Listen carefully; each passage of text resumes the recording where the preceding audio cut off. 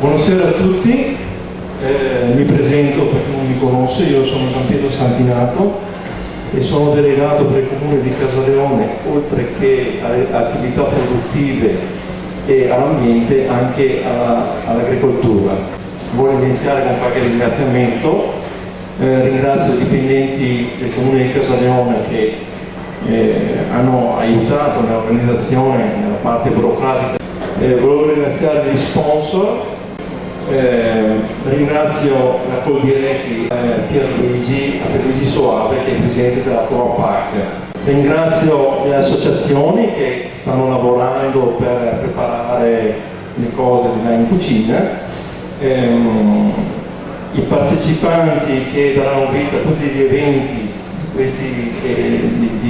da domani e nei giorni a venire. Siamo a Casaleone per la 26esima Fiera del Radicchio e a questo proposito parliamo con il sindaco Andrea Gennari di questa manifestazione. Qual è la valenza di questa manifestazione? Allora, è una manifestazione molto importante, la 26esima edizione, questo voglio sottolinearlo, ringraziare Covapac, Comitato Valorizzazione Prodotti di Casaleone e Coldiretti per questa manifestazione, importante perché comunque andiamo a promuovere un prodotto per noi straordinario, un prodotto del nostro territorio, con agricoltori straordinari nella produzione del prodotto, che dà comunque anche una redditività importante al nostro comune. Dunque questa festa, che dura tra l'altro 2 settimane, 2 weekend, sarà importantissima e porterà anche al di fuori del territorio di Casaleone il valore di questo prodotto straordinario per noi.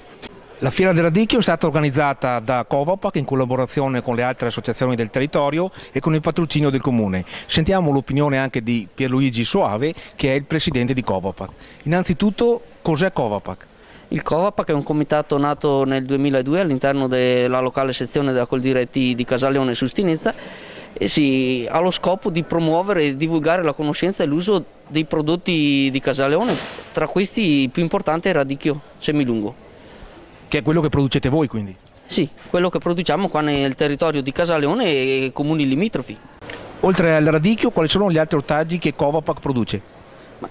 Produce altri ortaggi quali il patata, il peperone, il pomodoro, le insalate, a piccole quantità, però sono colture presenti sul territorio di Casaleone. Dicevamo, partecipano anche i camperisti a questa manifestazione?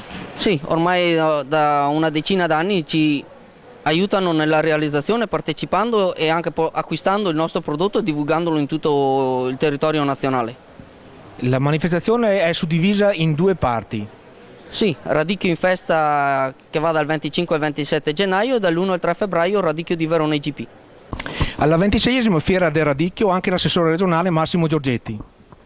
È una manifestazione a cui vengo sempre volentieri perché parla di agricoltura e quindi è la più importante azienda di questo territorio, perché molto spesso ci si preoccupa delle imprese, ma dobbiamo ricordare sempre anche il territorio e l'agricoltura, ricordando che la provincia di Verona è la prima regione e la prima provincia agricola del Veneto e una delle primissime d'Italia, e quindi non dimentichiamo mai questa cosa. Siamo in compagnia di Domenico Lorenzetti, presidente delle Coldiretti di Casaleone. Domenico, quali sono le caratteristiche del radicchio e perché è un ortaggio così buono, diciamo? Diciamo che le caratteristiche del radicchio che facciamo qui a Casaleone, il semilungo ex rosso di Verona, è un radicchio che ha un amarognolo, un fondo di amarognolo, un fondo di dolce che si presta moltissimo a essere adoperato in cucina su tante cose. Lo facciamo condito, lo facciamo fritto, lo facciamo alla piastra, possiamo fare pasta, riso, qualunque altra cosa. Ecco, è un radicchio che si presta in cucina a fare tantissime cose. Questa è una caratteristica fondamentale del nostro radicchio, insomma.